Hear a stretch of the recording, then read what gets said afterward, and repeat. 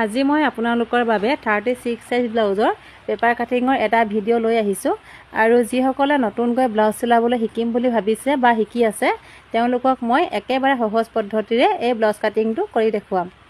Blouse cutting কৰিবলৈ হ'লে প্ৰথমে সদায় ব্লাউজৰ দিশটো লৈ ল'ব লাগিব আৰু এটা কথা সদায় মনত ৰাখিব, ব্লাউজৰ দিশটো যিমানেই দীঘল নিদিয়ক লাগিলে তাতে কিন্তু সদায় 1 ইঞ্চি বা 1.5 ইঞ্চি কাপোৰ বহাই ৰাখিব, কিয়নো চিলাওঁতে কাপোৰটো সোমাই যায়।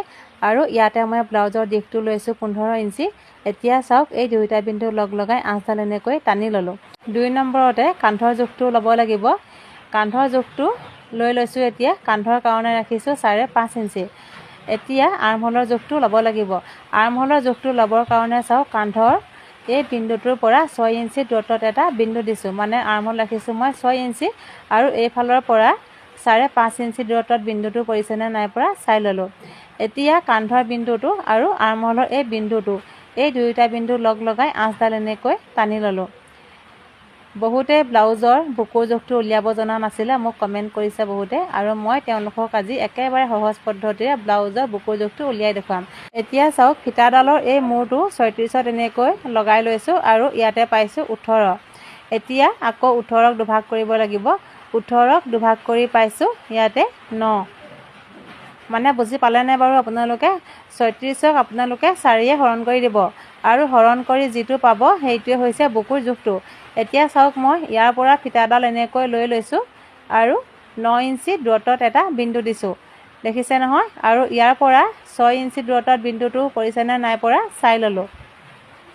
এতিয়া আকৌ এই বিন্দুটোৰ পৰা 2 ইঞ্চি মই বহাই ৰাখিছোঁ, কিয়নো ব্লাউজটো কেতিয়াবা বহল কৰিবলগীয়া হ'বও পাৰে, সেইকাৰণে সদায় অকণমান বহাই ৰাখিব লাগে। এতিয়া এই আটাইকেইটা বিন্দু লগ লগাই আঁচডাল এনেকৈ টানি ল'লোঁ। এতিয়া বুকুৰ টোটেল জোখটো লৈ লৈছোঁ। বুকুৰ টোটেল জোখটো হৈছে 11 আৰু কঁকালৰ কাৰণেও মই 11 ইঞ্চি দূৰত্বতে এটা বিন্দু দিছোঁ। যেতিয়া ব্লাউজটো চিলাম তেতিয়া কঁকালটো জোখমতে চিলাই ল'ম। এতিয়া দেখিছেনে, এই দুয়োটা বিন্দু লগ লগাই আকৌ আঁচডাল এনেকৈ টানি ল'লোঁ। বুকুৰ কাৰণে যে 9 ইঞ্চি দূৰত্বত মই বিন্দুটো দিছিলোঁ আৰু কঁকালৰ কাৰণেও চাওক 9 ইঞ্চি দূৰত্বত মই বিন্দুটো দি দিছোঁ।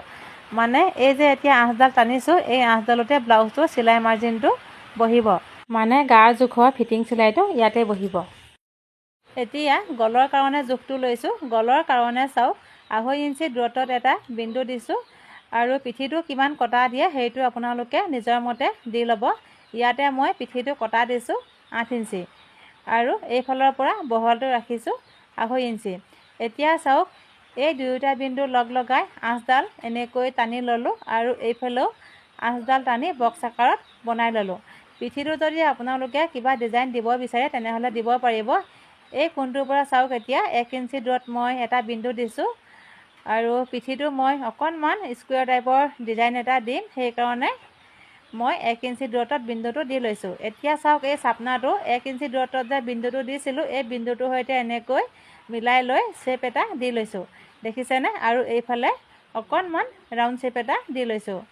পিঠিটো কি ডিজাইন দিয়ে সেইটো আপোনালোকে নিজৰ মতে দিব পাৰিব। এতিয়া আৰ্মহোলৰ শ্বেপটো দিব লাগিব।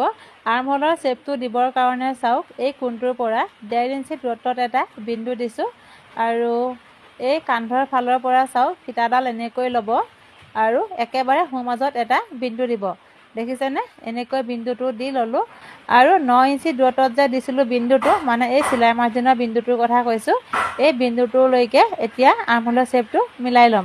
এতিয়া চাওক, এই চাপনাটোৰ সহায়ত মই আৰ্মহোলৰ শ্বেপটো দি ল'ম। আপোনালোকেও পাৰিলে এইটো লৈ ল'ব, ব্লাউজ কাটিং কৰোঁতে বহুতখিনি সুবিধা হ'ব। এতিয়া দেখিছেনে, এই যে 3টা বিন্দু দিছিলোঁ, এই 3টা বিন্দুত এই চাপনাটোৰ এনেকৈ মিলাই ল'লোঁ, দেখিছেনে? মিলাই লৈ এতিয়া মই আৰ্মহোলৰ শ্বেপটো দি লৈছোঁ। আৰ্মহোলৰ শ্বেপটো এইফালে দেখিছেনে, মানে কাষলতিৰ তলৰ ফাললৈ অকণমান এনেকৈ ডাউন কৰি শ্বেপটো ধুনীয়াকৈ মিলাই ল'লোঁ। আৰু এতিয়া কান্ধৰ ফালেও এনেকৈ অকণমান হেলনীয়াকৈ আঁচডাল টানি ল'লোঁ। এনেকৈ যদি ব্লাউজটো কটা হয় তেতিয়া ব্লাউজটো খহি নাযায় আৰু পিন্ধিবলৈ ভাল হয়। এতিয়া চাওক, মই পিঠিৰ ছাইডটো কাটি ল'ম। পিঠিৰ ছাইডটো কাটি হৈ গ'ল। এতিয়া আগফালৰ ছাইডটো কাটিব লাগিব। আগফালৰ ছাইডটো কাটোতে সদায় আপোনালোকে 1 ইঞ্চি বা 1.5 ইঞ্চি বেছিকৈ ৰাখি থ'ব, কিয়নো বেল্টৰ কাৰণে কাপোৰ অকণমান বেছিকৈ লাগে। ইয়াতে মই 1 ইঞ্চি বহাই ৰাখিছোঁ আৰু চাওক এই দুয়োটা বিন্দু লগ লগাই আঁচডাল টানি ল'লোঁ। এতিয়া পিঠিৰ ছাইডটো দিয়েই আগফালৰ ছাইডটো মই আঁকি ল'ম। দেখিছেনে পিঠিৰ ছাইডটো এই আঁচডালৰ সৈতে মিলাই এনেকৈ দি ল'লোঁ আৰু পিঠিৰ শ্বেপটো আঁকি লৈছোঁ।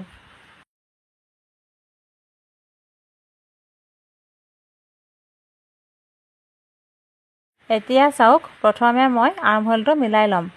আৰ্মহোল আছিলে 6 ইঞ্চি। দেখিছেনে 6 ইঞ্চি দূৰত্বত এটা বিন্দু দিছোঁ আৰু আঁচডাল টানি এনেকৈ মিলাই ল'লোঁ। আকৌ এইফালৰ এই কোণটোৰ পৰাও আঁচডাল টানি এনেকৈ বক্স আকাৰত বনাই ল'লোঁ। দেখিছেনে এতিয়া এই কোণটোৰ পৰা 1 ইঞ্চি দূৰত্বত এটা বিন্দু দিছোঁ আৰু আৰ্মহোলৰ শ্বেপটো এনেকৈয়ে দি লৈছোঁ।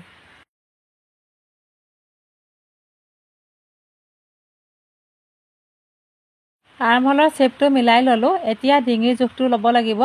ডিঙিৰ কাৰণে চাওক 6 ইঞ্চি দূৰত্বত এটা বিন্দু দিছোঁ আৰু বহলটো ৰাখিছোঁ 2.5 ইঞ্চি। এতিয়া চাওক এনেকৈ মই আঁচডাল টানি বক্স আকাৰত বনাই ল'লোঁ। ডিঙিটো আপোনালোকে 6 ইঞ্চিতকৈ বেছি কটা দি নিদিব, তেতিয়া বহুত বেছি কাট খাই যাব, যাৰ ফলত ব্লাউজটো খহি যাব। এতিয়া চাওক এই কোণটোৰ পৰা 1 ইঞ্চি দূৰত্বত এটা বিন্দু দিছোঁ আৰু ডিঙিৰ ৰাউণ্ড শ্বেপটো মই এনেকৈ দি লৈছোঁ। ডিঙিৰ ৰাউণ্ড শ্বেপটো এনেকৈ দি ল'লোঁ। এতিয়া ব্ৰা কাটটো আৰু বেল্টৰ পিচটো কাটি উলিয়াব লাগিব।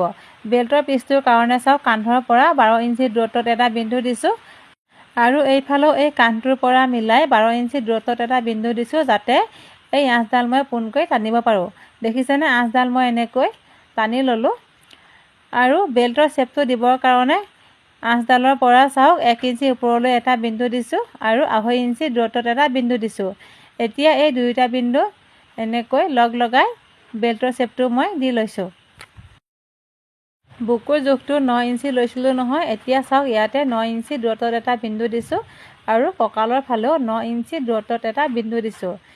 এতিয়া এই দুয়োটা বিন্দু লগ লগাই আঁচডাল এনেকৈ টানি ল'লোঁ। এতিয়া ব্ৰা কাটটো কাটি উলিয়াব লাগিব। ব্ৰা কাটটো কাটিবৰ কাৰণে চাওক চিলাই মাৰ্জিনৰ এই আঁচডালৰ পৰা এনেকৈ মই জুখি লৈছোঁ আৰু ইয়াতে পাইছোঁ 9। এতিয়া 9ক আকৌ 4 ভাগ কৰিব লাগিব। দেখিছেনে ফিটাডালৰ মূৰটো মই 9ত এনেকৈ লগাই দিছোঁ আৰু ইয়াতে পাইছোঁ 4.5। 4.5ক আকৌ এতিয়া দুভাগ কৰিব লাগিব। দুভাগ কৰি পাইছোঁ আমি ইয়াতে 2.3। এতিয়া চিলাই মাৰ্জিনৰ এই আঁচডালৰ পৰা চাওক 2.3ত এটা বিন্দু দিছোঁ, মানে ব্ৰা কাটটো ইয়াৰ পৰাই কাটিব পাৰিব।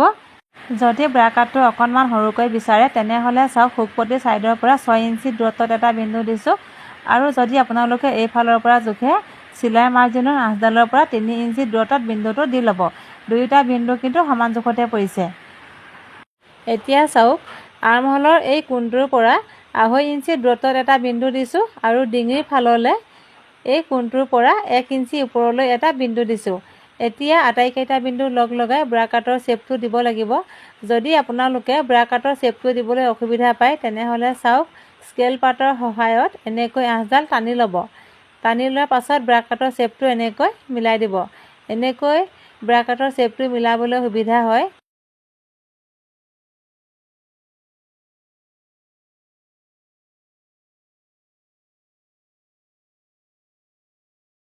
ব্ৰা কাটৰ শ্বেপটো মিলাই ল'লোঁ।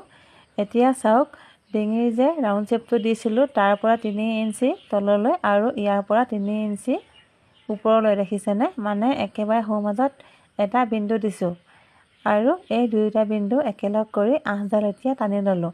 কিয়নো ব্ৰা কাটৰ ছেকেণ্ড পাৰ্টটো উলিয়াব লাগিব, সেইকাৰণে ব্ৰা কাটটো এনেকৈ দুভাগ কৰি লৈছোঁ। আগফালৰ ছাইডটো জোখমাখখিনি কৰি হৈ গ'ল। এতিয়া কাটি ল'ম।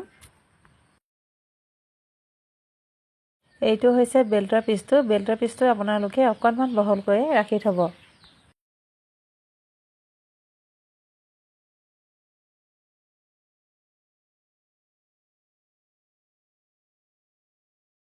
আগফালৰ ছাইডটো কাটি ল'লোঁ। এতিয়া ব্ৰা কাটটো ডাঙৰকৈ কাটিব লাগিব। ব্ৰা কাটটো ডাঙৰকৈ কাটিবৰ কাৰণে চাওক কাগজখনত মই ব্ৰা কাটৰ শ্বেপটো এনেকৈ আঁকি লৈছোঁ।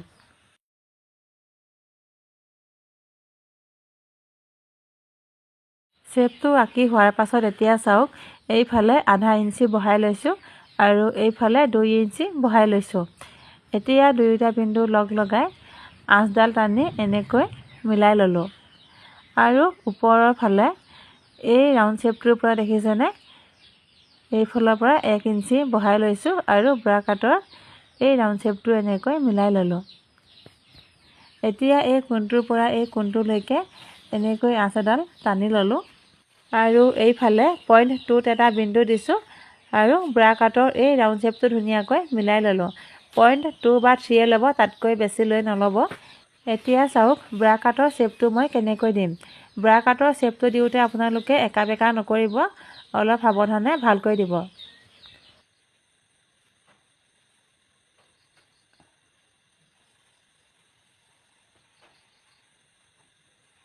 ব্ৰা কাটৰ শ্বেপটো এনেকৈ মিলাই ল'লোঁ আৰু এতিয়া চাওক ব্ৰা কাটটোৰ একেবাৰে সোঁমাজত এটা বিন্দু দিছোঁ আৰু সোঁমাজৰ এই বিন্দুটোৰ পৰা তলৰ ফাললৈ চাওক 1 ইঞ্চি দূৰত্বত এটা বিন্দু দিছোঁ।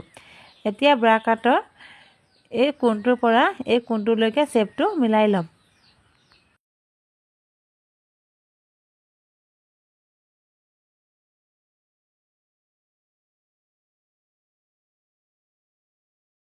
ব্ৰা কাটটোৰ ডিঙিৰ ছাইডটো যদি অকণমান সুমুৱাই কাটো বুলি ভাবে তেনেহ'লে এনেকৈ অকণমান কাটি ল'ব পাৰিব, খালি বহুত বেছি কাটি নিদিব।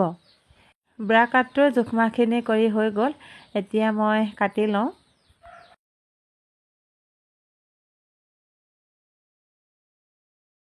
ব্ৰা কাটটো কাটি হৈ গ'ল, এতিয়া ব্ৰা কাটৰ ছেকেণ্ড পাৰ্টটো কাটিব লাগিব। ছেকেণ্ড পাৰ্টটো কাটিবৰ কাৰণে চাওক ব্ৰা কাটটো মই জুখি লৈছোঁ আৰু ইয়াতে পাইছোঁ 8।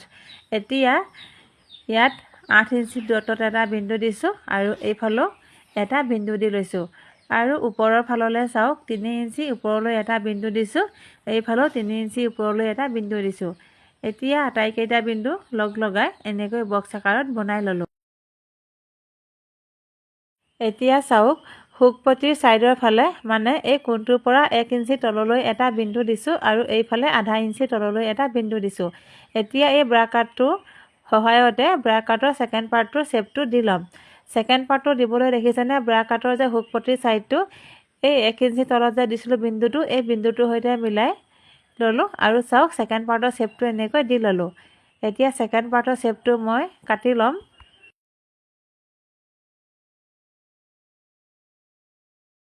আৰু এয়া দেখিছেনে ব্ৰা কাটটো মই কাটি ল'লোঁ আৰু চাওকচোন কিমান ধুনীয়াকৈ ব্ৰা কাটটো মিলিছে। আপোনালোকেও এনেকৈ ব্ৰা কাটটো কাটি ল'ব।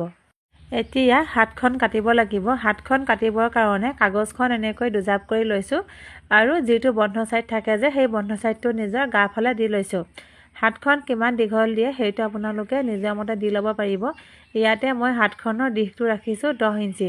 দেখিছেনে 10 ইঞ্চি দূৰত্বত এটা বিন্দু দিছোঁ আৰু এই দুয়োটা বিন্দু লগ লগাই আঁচডাল এনেকৈ টানি ল'লোঁ। এতিয়া চাওক হাতখন কাটিবৰ কাৰণে ব্লাউজটোৰ আগফালৰ এই ছাইডটো লৈ লৈছোঁ। কাগজত অকণমান দিগদাৰ হয়, সেইকাৰণে মই এই কাপোৰখন ব্যৱহাৰ কৰিছোঁ। দেখিছেনে কাপোৰখনৰ যে কান্ধৰ ছাইডটো মই কাগজখনৰ বন্ধ ছাইডত এনেকৈ দি লৈ হাতখনৰ আৰ্মহোলৰ শ্বেপটো ইয়াতে আঁকি লৈছোঁ।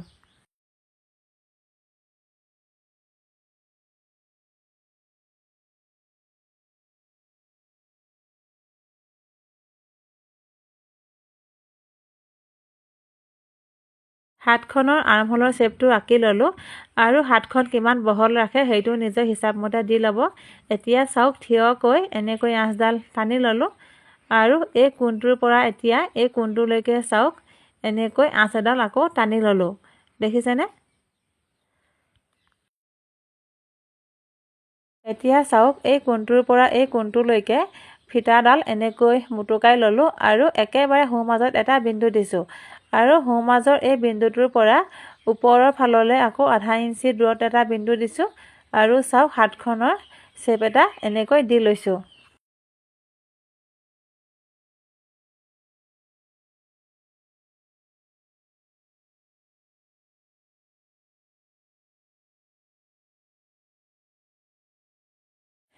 এতিয়া চাওক হাতখনৰ সন্মুখৰ ছাইডৰ ফালে অকণমান এনেকৈ ৰাউণ্ড শ্বেপ এটা দি হাতখনৰ শ্বেপটো ধুনীয়াকৈ মিলাই ল'লোঁ।